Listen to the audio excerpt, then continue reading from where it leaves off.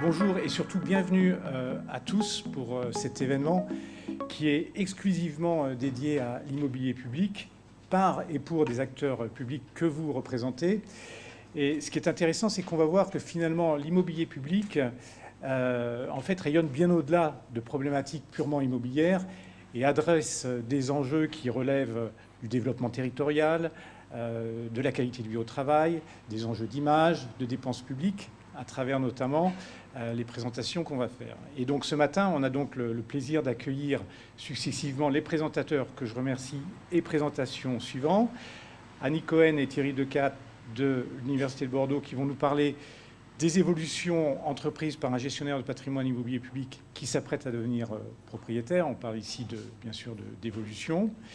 Et ensuite, on aura la présentation de Christina Spanek du SGAR Occitanie, qui nous parlera des atouts et des conditions de réussite d'un schéma directeur immobilier bâti au plan territorial. Et enfin, Nicole Sivat des services de Premier ministre nous présentera les clés de la réussite d'un projet de relocalisation, regroupement, en se basant sur le projet Ségur-Fontenoy que Nicole a mené de bout en bout et qui effectivement rassemble une vingtaine d'entités des services du Premier ministre sur ce site de Ségur-Fontenoy.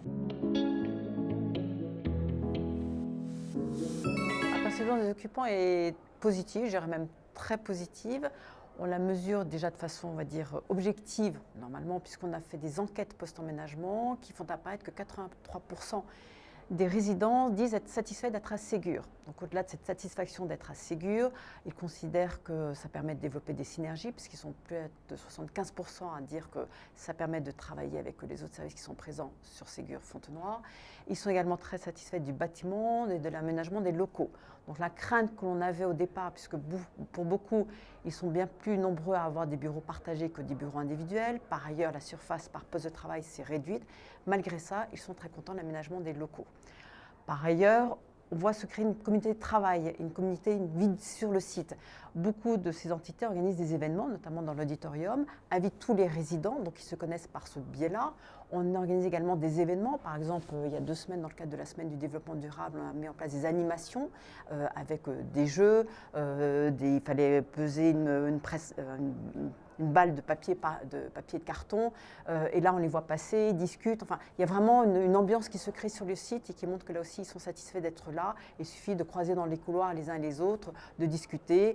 Pour rien au monde, ils retourneraient là où ils étaient avant, même s'il y a 2 ans, certains nous disaient, pour rien au monde, je ne quitterai là où je suis maintenant.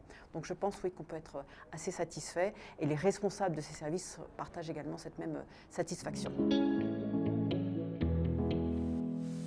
Lors de cette matinée, plusieurs aspects m'ont effectivement intéressé, à la fois sur les moyens mobilisés dans les opérations et la production d'une stratégie en matière immobilière, mais également les réflexions portées pour la construction d'équipes projets en capacité de porter sur finalement le moyen et le long terme ces stratégies. À la fois en termes de personnel, en termes de comitologie, mais également en termes de fonctions support reconnues en fait, pour offrir des outils de demain.